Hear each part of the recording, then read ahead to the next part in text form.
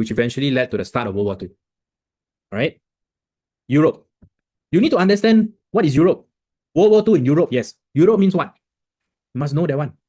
These are things that many students don't know, Up to end of Sec 3 also, they don't know what is Europe. All right? Which is quite scary. Europe consists of many countries.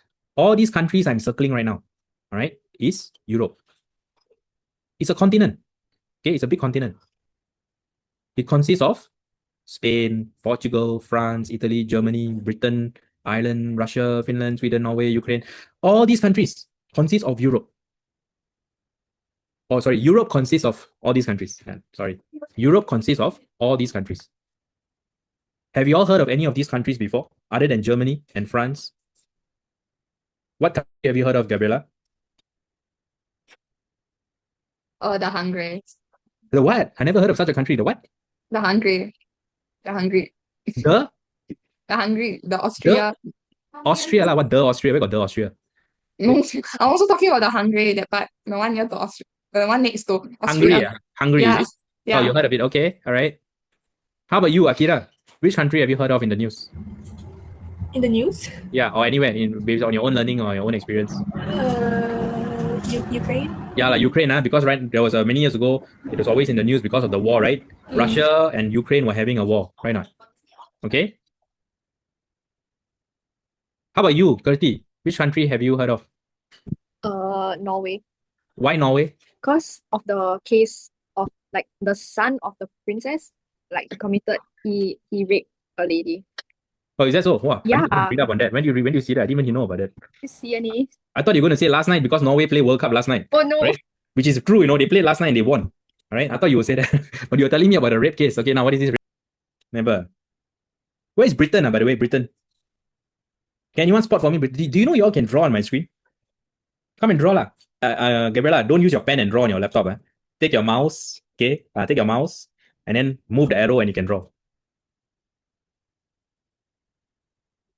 Where is Britain? Somebody point out to me where is Britain. Why is Britain not mentioned here? Is Britain in Europe? I mean, when we were studying history, yes, Britain is part of Europe, but where is it? I don't see it here. Where is it? Gertie got it. Yes, over here. This is actually Britain. United Kingdom. This part is actually the orange part only, just the orange part.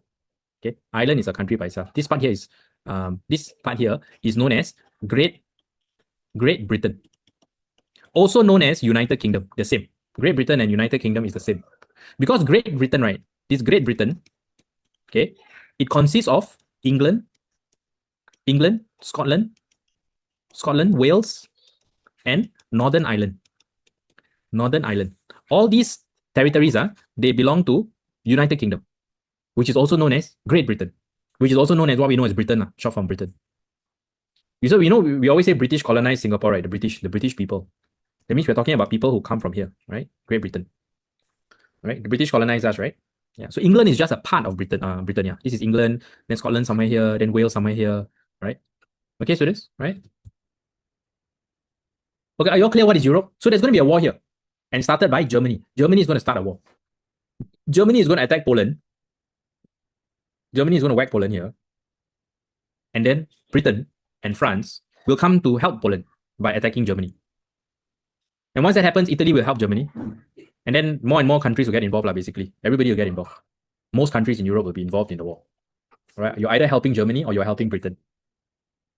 Okay? Because you are as part of a friendship or agreement. If I'm in trouble, you must come and help me, that kind of agreement, right? Alliances, right? Okay? So Germany will attack Poland and they will attack many countries. They will attack Holland, Belgium. They will even conquer France. Germany will attack and conquer France, right? They will even try to attack Russia and try to conquer Russia, right? But they will fail, right? Russia, the leader there, power, all right? The Russian leader is as crazy as Hitler, right? You needed another crazy fella to stop Hitler, right? Who knows the leader of Russia? By the way, Russia last time known as USSR, right? USSR consists of all these countries, big country. Who was the leader of USSR last time? Who was the leader? Who knows? General knowledge. What's his name? Leader of the USSR during World War II. Anybody? Start with letter S. This one, Germany is Hitler, right? Hitler. But down here, there was another leader. His name starts with letter S. T, S, T, A, S, T, A. Is he the Stalin dude? Wow, Stalin dude. You give him a surname. Wow, Kurti, you telling me all the actors' name, is it? This one all from which country? Actor? Hollywood actor name. Okay, it is not Stalin dude and it's not Shamir. Shamir really sounds like an actor's name. No, I put Stamir. It Who's just that? autocorrect to Shamir. What is Stamir? I thought it's Stamir.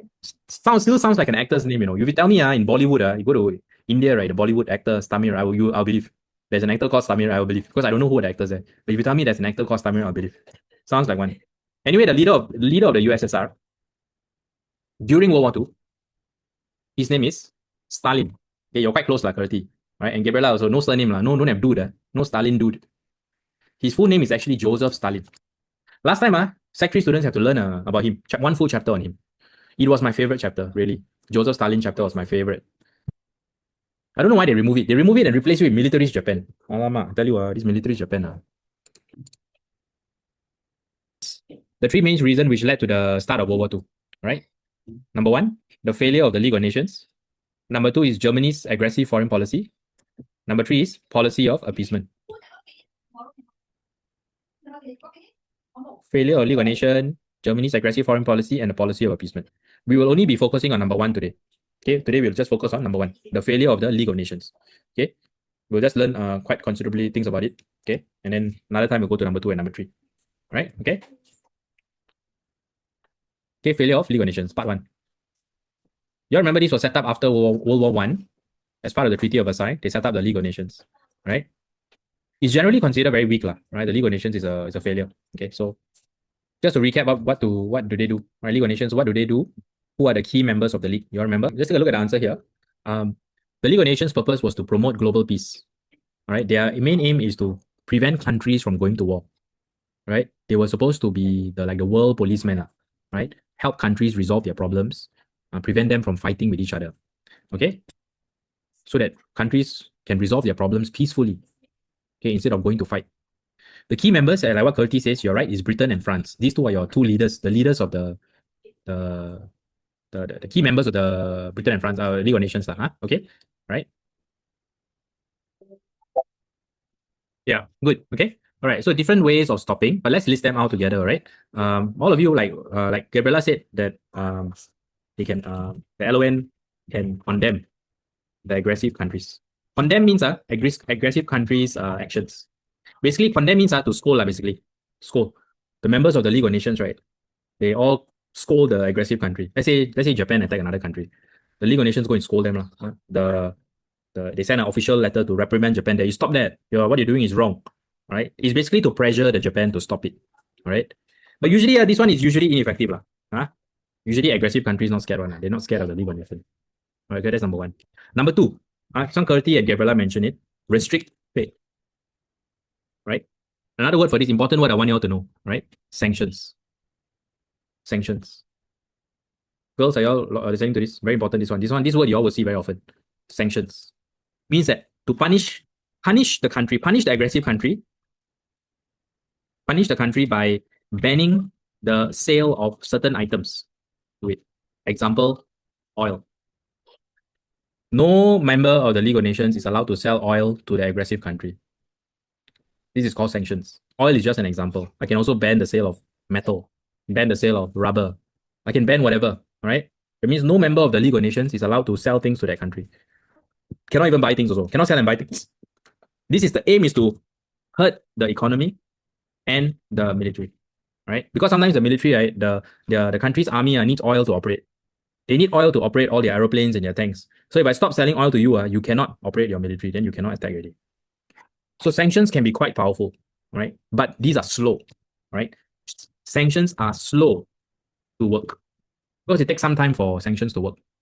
If I stop selling oil to you, by the time it becomes effective, it's a few months because you may have oil already in your country. You may have a lot of oil in your country. By the time that runs out, it's a few months already. Do you understand, students? All clear? Does that make sense? Okay, are you all taking all this down? You all, okay, I'll give you a minute. Give me a thumbs up when you all are ready to listen. Okay, Kurti. Any questions so far? Kurti, any questions? Akira, any questions? Gabriela? Like the ways that the LON can stop the aggressive country. One is to scold. Condemn means to scold. Number two, but usually condemning is ineffective. You can scold Hitler all you want, he doesn't care, right? Number two, is to restrict trade sanctions, put sanctions. And this one can hurt a country, but it is slow to be effective, right? Like I said, if I stop selling oil to you, it's going to take a few months before you're going to be feeling the pain because you currently still have oil. By the time your oil runs out, it's going to take a few months. Then only you're going to be desperate. So in the meantime, you still can continue your aggressive actions. You still can continue attacking. Third way is military action. They can send military into your to stop your army, but members of the LON must contribute to this force because LON does not have its own army. It depends on the contributions of member countries.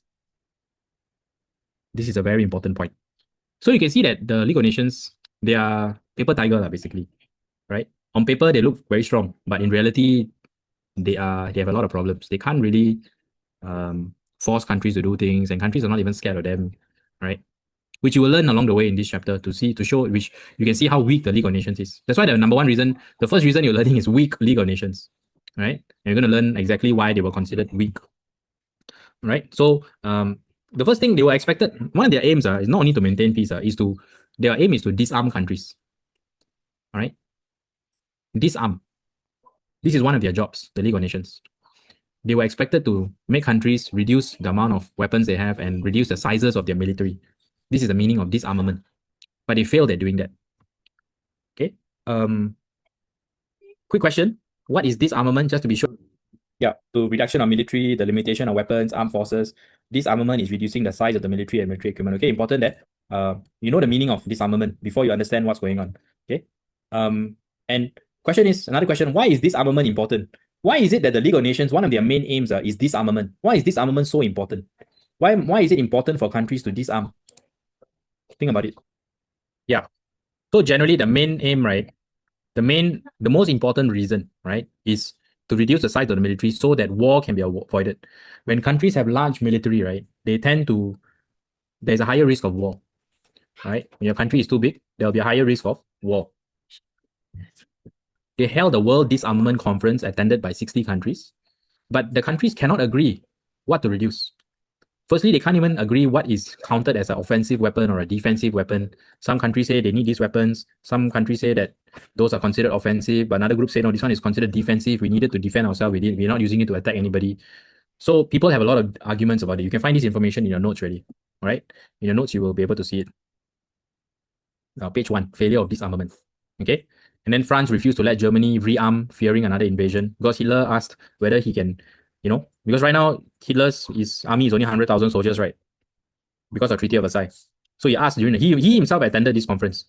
Then he asked the other countries, can I increase the size of my military to match all of you? Since all of you all are bigger than me, I match all of you. But France refused. Okay. So what Hitler did is he resigned from the League of Nations. No, he resigned from the conference and from the League of Nations, yes. He got Germany out. He said, you all are useless fellas. All right? I don't want to listen to you anymore. So he resigned completely from the League of Nations. Right? But generally, the whole disarmament process was a failure. Okay? The League could not get countries to disarm. Countries continued to maintain big militaries, which means that it made war more likely. Okay? Because the League cannot get countries to disarm, countries still had large militaries, it will make war more likely. And at the same time, Hitler also resigned from the League. Right? And he began to secretly rearm Germany without letting the League know. Rearm is the opposite of disarm, right? Failure. Okay, the Abyssinian crisis. Okay, so now we've already learned the League of Nations. The first failure is a failure to disarm countries. Second failure, it cannot protect countries. It's unable to protect smaller countries when there's a bigger country involved. And we're going to use the example of Abyssinia. Okay, I have you all find out, okay? The Abyssinia today is known as Ethiopia. This one. This is the Abyssinia, right? Abyssinia is known as Ethiopia today. Okay, last time it's known as Abyssinia. So there was a crisis here. The crisis is Italy went to invade Ethiopia. Italy went to invade Abyssinia. Right? Italy is up here, somewhere around up here in Europe. They sail down and then they attack Ethiopia. Who is the leader of Italy? Italy invades Abyssinia. This man is a leader. His name is Benito Mussolini. The main reason is to expand his empire. Okay, all right. But yeah, that's not important actually. Why he invaded? The important thing is that he invaded. Okay. So the story is that in 1935, Italy invades Abyssinia. Mussolini invaded Abyssinia to build an Italian empire. Okay. So what the League did, the League of Nations, they imposed sanctions on Italy. Right, they place sanctions on Italy, restrict the sale of certain items. Right, don't allow members to sell or buy certain things from Italy. Okay, to hurt its economy. But they did not ban the oil. Okay, they didn't ban oil, the sale of oil. This is going to be important. Okay, they didn't ban the sale of oil, which we can discuss more about that later. Britain and France also, they didn't really take a fierce stand against Mussolini. They didn't want to be very firm with Mussolini because they were scared that they will drive Mussolini away and then he becomes friends with Hitler, which he will eventually. Eventually, Mussolini will become friends with Hitler. And then there's another issue, the Horror-Laval Pact. This was a secret deal offered by Britain and France to Mussolini, where they offered 2/3 of Abyssinia to Mussolini. In return, Mussolini stopped the invasion. Okay, so this was secret, right? The foreign ministers of Britain and France, they met up with Mussolini. They secretly made a deal. Hey, we give you 2/3 of Abyssinia. Okay, we allow you to take 2/3 of Abyssinia, but then you promise not to attack anymore. But this secret deal was revealed to the public, and the public became very angry with the Britain and France. Okay, but by 1936, Italy completely conquered Abyssinia. The League had failed completely. So a lot of problems here. With sanctions, Britain and France didn't go firm on Mussolini. They tried to make a secret deal. 3 things. Let's go through it slowly one by one. Firstly, the weak sanctions. The League imposed sanctions but refused to ban oil or close the Suez Canal. Suez, over here. My red dot there. Italy, right? Italy is up here. Italy is up here, right? Away from the map. It's up here. So the Italian warships, right? They must use the Suez Canal to travel down to and then attack Ethiopia. Okay, they need to use the Suez Canal. Britain and France didn't close the Suez Canal. They could have easily closed it, but they didn't. And they didn't stop the sale of oil also. Okay, League of Nations did not ban the sale of oil to Italy. Why is it important to ban oil to an aggressive country? I mentioned this earlier. Why is it important to stop the sale of oil? Yes, Akira. If you ban oil, you will weaken Italy's ability to fight because they don't have enough fuel for its army. And then making it harder for them to continue their war. Correct. All right, that's exactly the correct answer. If you ban oil to the Italy, you will weaken Italy's military and military will find it hard to continue the war. But I told you before, banning oil is a slow thing. It is not like today I ban oil, tomorrow you weaken already. No, it takes a few months for it to take effect. All right. Anybody else want to submit answer? If not, I can stop here. Can I move on? I can. Can I move on? All learn from Akira's answer. This is the answer. By banning oil, it will weaken Italy's ability to fight. Okay. But the problem is that the League of Nations refused to ban oil. They didn't ban oil on Italy. They didn't place a sanction on oil. Right? The League of Nations did not ban the sale of oil to Italy. Why? Why do you think so? Why they never ban oil? Okay, it's very complicated, you know. There are many reasons why the League of Nations didn't ban oil. Number one, LON members didn't want to hurt their own economy by stopping the sale of oil to Italy.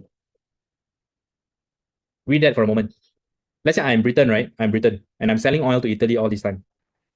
If there is a sanction on oil, I must stop selling. I, as Britain, I must stop selling oil to Britain. I stop selling oil to Italy. I'm going to lose money. Right? League of Nations members will lose money if I stop selling oil to Italy. So they didn't want to hurt their own economy by banning the sale of oil. That's number one. Number two, they were worried that Mussolini will get upset and decide to resign from the LON and make an alliance with Hitler. Who is they? They is Britain and France. Were worried that Mussolini will get and decide to resign from the League of Nations and make an alliance. By the way, the joke is that Italy is a member of the League of Nations himself. Italy itself is a member of the League of Nations, and yet they are attacking Abyssinia. Their job is to maintain peace, yet Italy is attacking Abyssinia. And still Britain and France were not taking firm action against Italy because they were worried that Italy will resign from the League and then friends with Hitler. Okay, students? Right, does that make sense? So firstly, League of Nations don't want to hurt their own economy by stopping the sale of oil. Number two, Britain and France were worried that Mussolini will get upset, so they don't want to take firm action against him. What do you all think of the League of Nations at this point? Are they a joke? Right? They're a joke, right? They cannot make it. Right? They're not keeping up to their aims, to maintain peace and to disarm countries. So when aggressive countries see the League of Nations like this, are they going to be scared of the League of Nations? They're not going to be scared of the League of Nations. Right? They feel the League of Nations is weak. And then this, earlier I told you, the Hora-Laval Pact, a secret deal offered by Britain and France to Mussolini to get 2/3 of everything. Let me write out this sentence properly first. Right?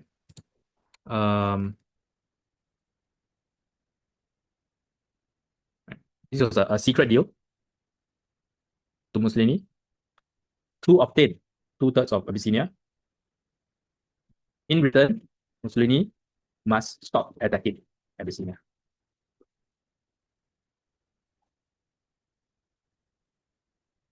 So the two ministers are Hora and Laval, right, from Britain and France. They went to meet Mussolini. They were trying to convince him to stop attacking Abyssinia. They offered him 2/3 of Abyssinia. I give you 2/3. You keep 2/3, but you stop your war. And this plan was accidentally leaked to the citizens of Britain and France. I don't know how it was leaked. And the citizens were very angry with their leaders for, not taking firmer action against Mussolini instead of making secret deals like this. So this deal obviously didn't work, right? But it hurt the league's reputation.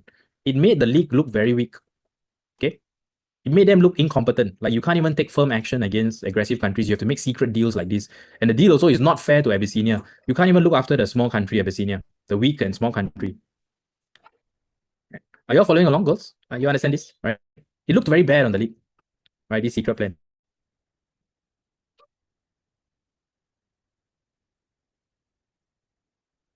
Okay, so to sum up, right? The Abyssinian crisis really shows that the League of Nations is simply a paper tiger. Right, this part here. On paper, it looks very strong, but in reality, it's very weak. Okay. Mussolini invaded Abyssinia. The League issues weak sanctions. They did stop the sale of steam weapons, they stopped. But oil ban, they did not stop. Then Suez Canal continued to be open for Italian ships. Right? They banned the arms sales, but refused to ban oil, which means that the military can continue their war. Britain and France tried to make secret deals, secretly offered Italy 2/3 of Abyssinia, right? But this was leaked, made the League of Nations lose face. All this time, Hitler was watching nearby. Hitler from Germany was watching this whole Abyssinian crisis play out, and he also realized the League of Nations is very weak. They are not taking any firm action. This will encourage Hitler to start his own aggressive plans, knowing that League of Nations is too weak to stop him. This is why tensions will worsen in Europe. Because the Abyssinian crisis will show that the League is powerless. Hitler saw that aggressive nations could ignore it without punishment, and he began to plan his own aggressive actions. This will worsen tensions. Okay? You see how the League of Nations they didn't have key members. USA and USSR are not members of the League. USA don't want to be involved in other people's problems. USSR is communist, so they were not invited to join the League of Nations. But these two are your powerful countries. These two powerful countries are not members of your League. So your League becomes weakened considerably. Okay?